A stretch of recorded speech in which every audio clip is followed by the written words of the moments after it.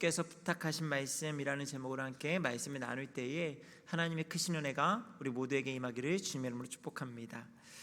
흔히들 보험 계약들을 하실 때 약관의 내용, 보장 내용은 어떠한가 이것을 꼼꼼하게 세심하게 살펴보라는 이야기를 참 많이 합니다. 저도 이전에는 잘 보지 않았는데 언제부터인가 이것들을 꼼꼼하게 보는 습관이 생긴 것 같고요. 요즘에는 그런 내용들을 전화상으로 유선상으로 알려주는 일들도 있을 때 저는 그 안내해 주시는 분에게 한 번만 더 말씀해 주시면 안 될까요? 라고 하면서 아니 조금만 천천히 말씀해 주시면 안 될까요? 라고 이렇게 이야기를 드릴 때가 있습니다. 그러면 꽤 장시간의 통화를 해야 되거든요. 10분 걸릴 거 한 20분이 걸리기도 하고요. 정말 많이 걸린 적은 30분도 걸린 적이 있을 만큼 꼼꼼하게 들으려고 노력하는 것 같습니다. 그러니 아마 실수가 조금 더 줄어드는 게 아닌가라는 생각을 합니다. 제가 왜 그런가 하면요, 어릴 때 사실은 제가 그러지 못한 습관이 너무나 많았기 때문입니다. 저는 어린 시절에 시험 문제를 풀면요 후회한 적이 꽤나 많이 있습니다. 왜 후회를 할까요? 그 이유는요, 문제를 성급하게 풀었기 때문입니다. 아는 내용의 문제가 나오면요 문제를 끝까지 읽지 않고요 그냥 이게 답이겠지, 이거 물어보는 거겠지 하고 문제를 딱 봐요. 그러면 이제 객관식이라고 한다면 1번에 제가 생각하는 답이 떡하니 있는 거죠. 그러면 제가 과감하죠. 이게 정말 고민하지 않고요 1번이 딱 적어요. 근데 그 다음 문제를 풀었는데 또 1번이 답인 거예요. 그래서 어느 순간 보니까 제가 1번에 제일 많은 체크를 하고 있더라고요. 근데 여러분, 근데 제가 그렇게 알고 있는 문제들을 다 풀었다고 해서 제가 100점을 맞았을까요? 그렇지가 않더라고요. 꽤나 많이 틀렸습니다. 왜냐하면요 문제를 끝까지 읽지 않았기 때문이에요. 제가 중간까지만 읽고 이게 답이다 생각을 하고 답을 적었는데 문제를 다시 한번 왜 틀렸는가 보니까요 뒤에 아닌 것은, 틀린 것은 이런 말이 꼭 있어서 이 당연히 아닌 것은, 틀린 것은 하면 이제 문제가 전혀 다른 내용으로 바뀌지 않습니까? 문제가 무엇을 묻는지 알려고 하지 않았고요 보고 싶은 것만 보고 그렇게 답을 달았기 때문에 아마 그런 실수들을 했던 것 같습니다. 그런데 참 놀랍게도요 이런 게 유전인지는 모르겠는데 저희 아이들도 가끔씩은 시험지를 가져오면 꼭 그와 같이 실수를 할 때가 있습니다. 그래서 문제 이거 왜 틀렸나 라고 보면 나 이거 아는 건데 이거 못 봤어 라고 이야기하는 거죠. 그러면 저는 어릴 때 어머니에게 많이 혼났거든요. 야, 아는 거 왜 실수로 틀려? 라고 했는데 저는 차마 제가 한 게 있어서 그런지 혼낼 수는 없고요 그냥 쓴 웃음만 나오는 일이 종종 저희 집에서 벌어질 때가 있습니다.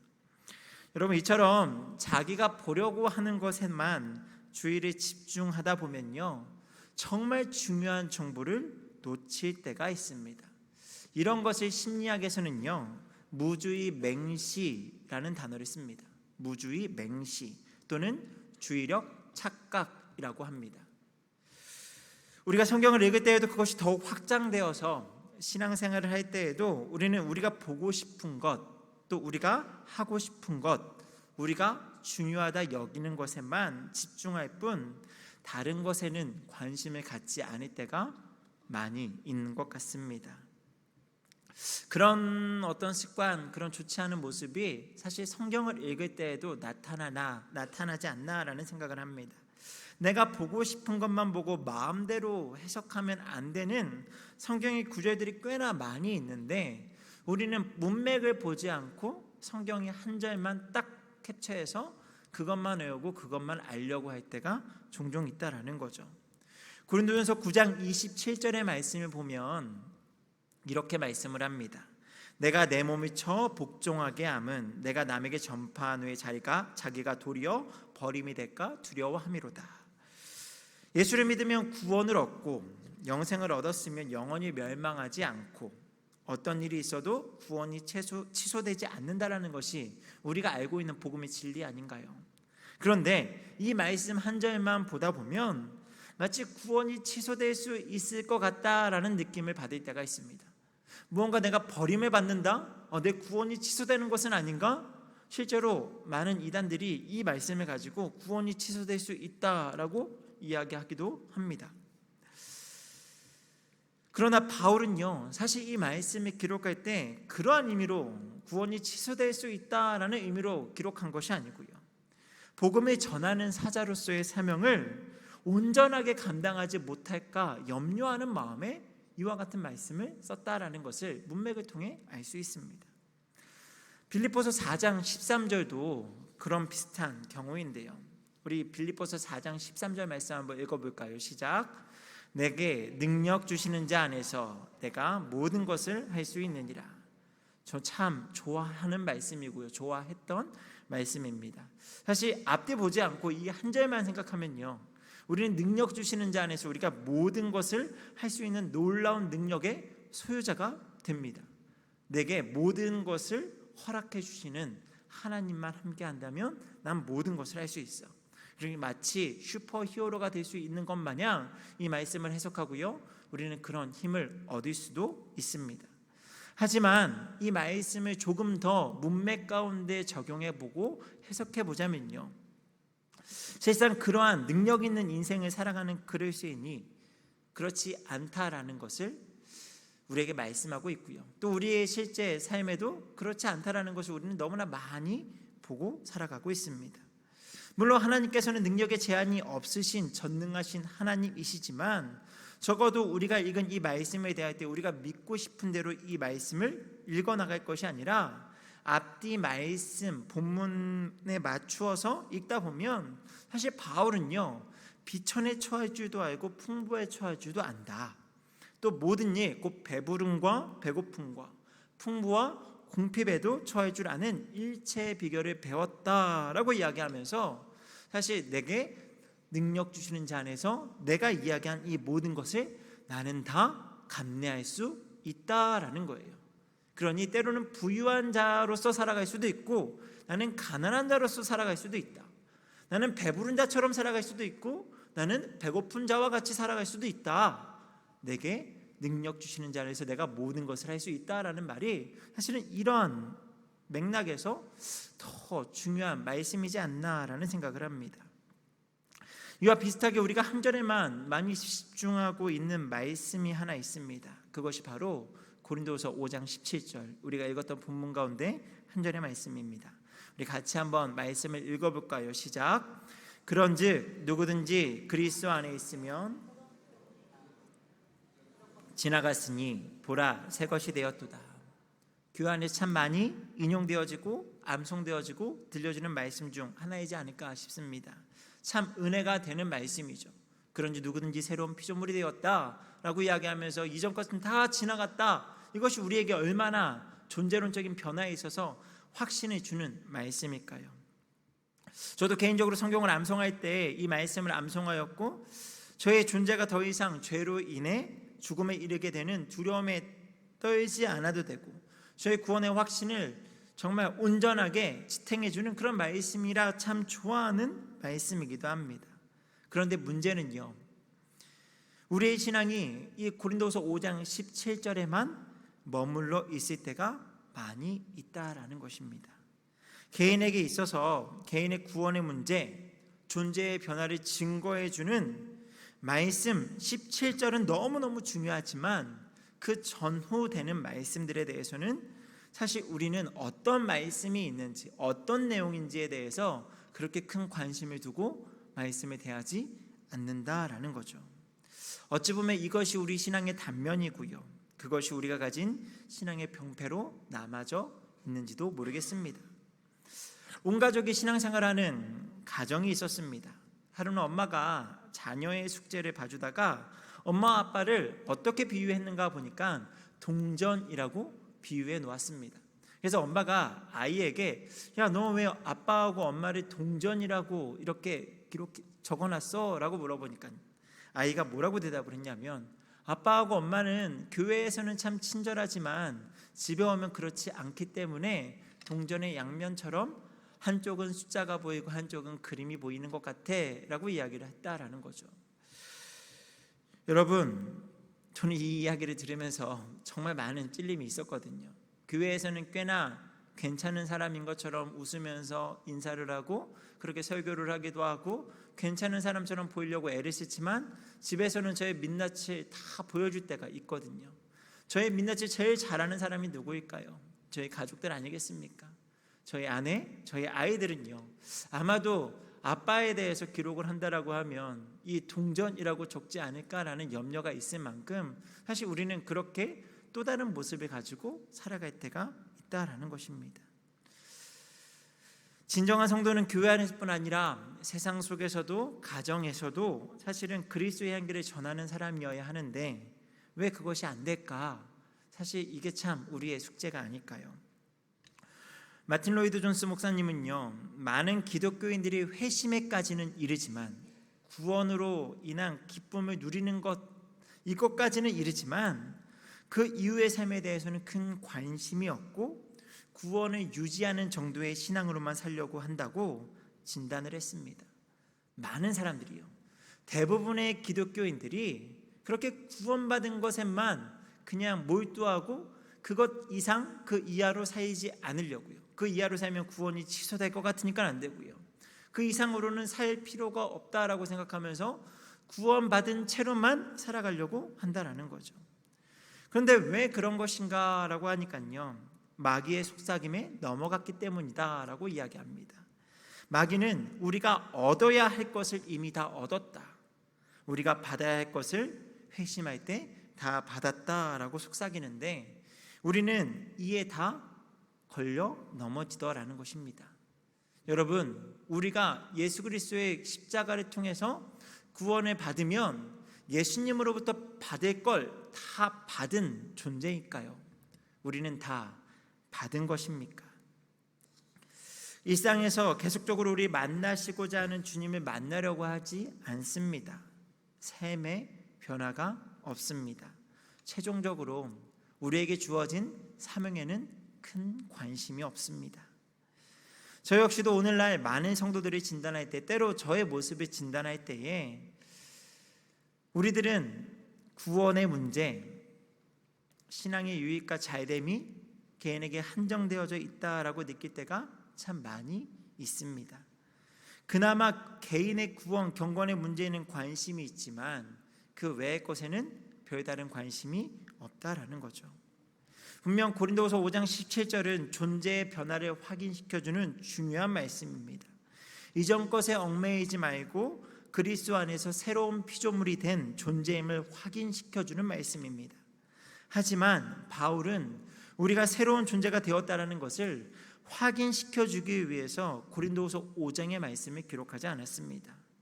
어찌 보면 우리가 읽고 암송하는 17절의 말씀은 그 5장에서 전하고자 하는 메시지를 전달하기 위한 과정의 일부일 뿐 정말 그가 전하고자 하는 메시지는 다른 데 있다라고 저는 생각을 합니다. 그것을 문맥을 살펴보면 알 수 있는데요, 13절의 말씀을 보면 이렇게 말씀을 합니다. 우리 13절 같이 읽도록 하겠습니다. 시작. 우리가 만일 미쳤어도 하나님을 위한 것이요 정신이 온전하여도 너희를 위한 것이니, 우리가 혹시 미쳤을지라도 이유는 하나님을 위한 것이다 라고 말씀을 하고 있습니다. 또한 정신이 온전하다면 그것은 오직 교회를 위한 것이다 라고 말을 합니다. 그들의 존재 이유는 자기 자신을 위한 것이 아니다, 오직 하나님을 위한 것이고 교회를 위한 것이다 라고 그렇게 존재 이유를 설명하고 있습니다. 14절의 말씀의 시작은 이렇습니다. 그리스도의 사랑이 우리를 강권하시는도다. 자신들을 향해서 하나님께서 이루시고자 하는 계획을 말씀하셨고 이를 그리스도의 사랑이 강권하신다 말씀하고 있습니다. 나를 구원하신 사랑이 나로 하여금 계속적으로 변화되고 일하기를 원하고 계신다라고 지금 증거하죠. 15절에는 이렇게 말씀을 합니다. 살아있는 자들로 하여금 다시는 그들 자신을 위하여 살지 않고 오직 그들이 대신하여 죽었다가 다시 살아나신 이를 위하여 살게 하려 함이라. 자신을 위해 살지 않고요, 오직 우리를 살리신 이를 위해서 살아야 한다라고 15절에도 말씀을 하죠. 18절에는 어떤 말씀이 있습니까? 우리에게 화목하게 하는 직분을 주셨으니. 19절에는요, 화목하게 하는 말씀을 우리에게 부탁하셨느니라. 20절에는요. 그러므로 우리가 그리스도를 대신하여 사신이 되어. 여러분 17절에는 분명 우리가 너무나 좋아하는 우리의 존재론적 변화를 확신시켜주는 말씀이 있습니다. 그런데 그 말씀의 전 그리고 후에서 우리에게 들려주는 말씀은요, 더 많은 내용이 일치하는 것으로 가고 있다라는 거죠. 그러니 지금 바울이 이 고린도서 5장을 통해서 우리에게 이야기하고자 하는 바는요, 17절에 머물러 있지 않고요, 더 중요한 것이 있다라는 것을 우리가 알 수 있다라는 것입니다. 여러분 그 강조점이 무엇입니까? 우리가 그리스도 안에 새로운 피조물이 되었고 그리스도의 은혜 아래 살고 있다면 그 은혜에 합당한 삶은 자기 자신을 위한 삶이 아니라 오직 우리를 살리신 이를 위하여서 그분이 우리에게 부탁하신 말씀을 이루기 위해서 살아야 한다라고 말씀하고 있습니다. 예전에 한 지사님께서 이런 고백을 하신 적이 있습니다. 사도행전을 같이 읽으면서 나누었던 대화인데요. 사도행전을 읽으면서 바울과 같은 일생은 목회자이기 때문에 가능한 삶이 아닌가요? 평신도인 자기의 삶과는 거리가 너무 멀게 느껴져서 따라갈 마음조차 사라지고 애초에 따라갈 생각도 나지가 않습니다.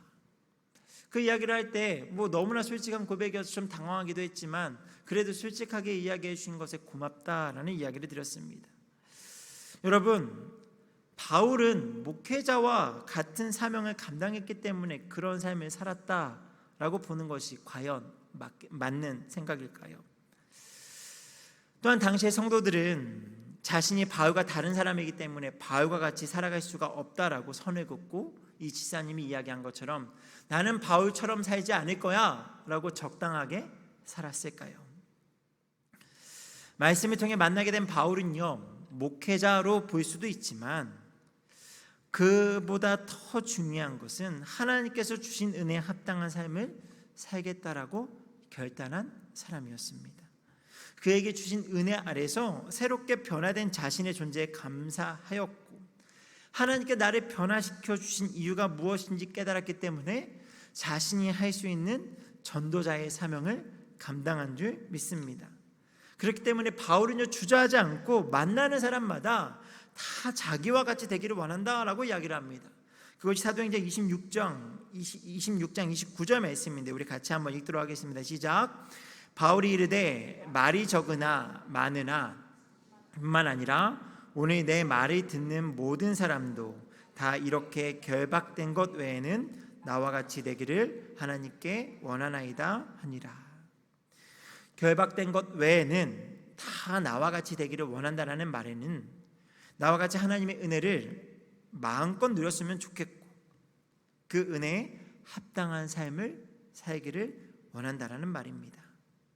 그러니 바울의 가르침을 받은 성도들 누구라도 바울과 같은 삶을 살지 않았을까 한 번 더 생각할 수 있었습니다.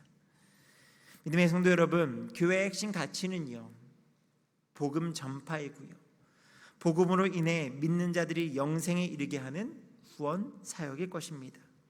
하지만 그것으로만 우리 성도의 삶이 전부라고 성경은 이야기하지 않습니다. 오히려 믿음 안에서 행함을 강조하고 있고요 그 행함 안에 우리가 주께 부탁받은 사명이 있음을 성경 곳곳에서 너무나 많이 이야기하고 있습니다. 그래서 야고보서 1장 22절에 이렇게 말씀을 합니다. 너희는 말씀을 행하는 자가 되고 듣기만 하여 자신을 속이는 자가 되지 말라. 우리의 존재의 변화는요 결국 행함과 연결되어져야 합니다. 행함이 없다면 우리 자신에게 거짓된 인생이 된다라는 것입니다. 인생을 잘못 사는 것과 같죠. 결국 우리가 변화된 자라면 새로운 피조물이라는 것을 인식하고 그 안에서 은혜를 감사하고 있다면 우리는 마땅히 그 은혜에 합당한 삶을 살아가야 한다라는 것. 그래서 사실 정말 바울이 강조하고 싶은 건요 너희가 새로운 피조물이야. 그래서 우리에게 그런 안심을 시켜주는 것에 있지 않고요 너희가 새로운 피조물이니까 앞으로 그 새로운 피조물로서 어떤 삶을 살아야 하는지 우리에게 그 이후에 그 전에 이야기했던 그 말씀을 더 강하게 붙들기를 원하는 마음으로 우리에게 이 말씀을 기록하고 있는 줄 믿습니다. 여러분, 그 합당한 삶이 무엇입니까? 오늘 말씀에서는요, 직분을 주신 것으로 말씀하고 있습니다. 하나님께서 우리에게 화목하게 하는 직분을 주셨습니다. 세상을 향해서 화목을 외치라는 것입니다. 이것을 행함은 믿음이 더 좋고 안 좋고의 문제가 아닙니다. 우리 존재의 변화가 그리스도 안에서 새로운 피조물이 된 것을 인정하는 믿음이라면 우리는 당연히 존재의 변화에 합당한 삶, 직분을 감당하라라고 우리에게 강하게 권면하고 있습니다. 먼저는 세상을 향해서 하나님과 화목하라라고 외치는 삶이 되어야 할 줄 믿습니다. 바울이 그러했던 것처럼 우리도 하나님과 원수되어 살아가고 있는 사람들을 향해서 예수 그리스도를 믿고 그로 말미암아 하나님과 화목되어 영원한 생명을 얻을 것을 우리는 외치는 사람이 되어야 하는 줄 믿습니다. 또한 하나님과 세상에 대해서 화목을 외치는 자로서 끝이 아니고요, 사람과 사람 사이에 화목해야 되는 존재라는 것을 꼭 기억하시기를 바랍니다. 그래서 바울은요, 로마서 12장 18절에 이렇게 말씀하고 있습니다. 함께 읽겠습니다. 시작. 할 수 있거든 너희로서는 모든 사람과 더불어 화목하라. 바울이여 누구와 화목하라고 이야기하고 있습니까? 너에게 잘해주는 사람, 너가 사랑할 수 있을 만한 사람, 너가 동정심이 가는 사람, 너가 아껴줄 수 있을 만한 사람과 화목하라 말씀하는 게 아니고요, 모든 사람이요. 이 모든 사람에는 어떤 사람도 포함될까요? 나와 원수진 사람, 나를 죽이려 하는 사람, 나를 멸시하는 사람, 나를 조롱하는 사람, 내게 대하여 거짓을 말하는 사람, 그럼 수많은 사람들, 내가 사랑할 수 없는 사람들까지도 그들과 더불어 화목하라라고 말씀하고 있습니다. 하나님과 화목할 것을 외치는 우리가 사람과 사람 사이에서 화목하지 않는다면 그것은 모순된 삶이다, 성경은 말씀하고 있는 것 같습니다. 우리는 화목하지 않은 것에 대해서 심각하게 고민해야 되고요, 가슴 아파해야 되고요, 기도할 줄 알아야 합니다. 하나님과 세상 사이에 화목하지 않은 것, 사람과 사람 사이에 화목하지 않은 것으로 인해 정말 마음 아파해야 되고요, 화목을 외쳐야 하고요, 우리의 삶이 화목으로 나아가야 되는 줄 믿습니다. 말씀 맺도록 하겠습니다. 이 자리에 있는 우리 모두가 스스로에게 물어보는 시간을 갖기 원합니다.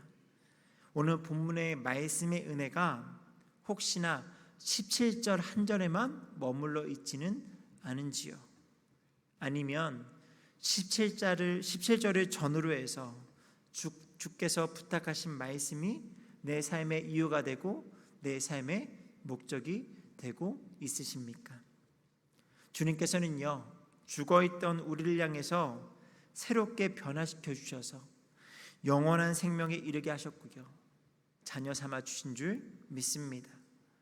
더 이상 이전의 죄악이 우리를 삼키지 못하며 두려움에 살지 않아도 되는 그런 존재의 변화를 허락해 주셨습니다. 그런 우리가 새로운 피조물이다라는 것을 알고 있다면 주님께서 부탁하시는 이 말씀에 한번 귀를 기울여 보시고 그 말씀 앞에 온전히 순종하며 나아가는 우리가 되기를 원합니다. 하나님과 사람 사이에, 사람과 사람 사이에 화목을 외치는 사자가 되기를 소망하고요, 그 화목을 실천하는 우리가 되기를 원합니다. 우리가 어디에서 누굴 만나건 우리를 통해 이 화목이 이루어지기를 소망하고요, 그 화목 가운데 하나님의 사랑이 흘러갈 수 있기를 주님의 이름으로 축복합니다. 우리 같이 기도하겠습니다. 사랑의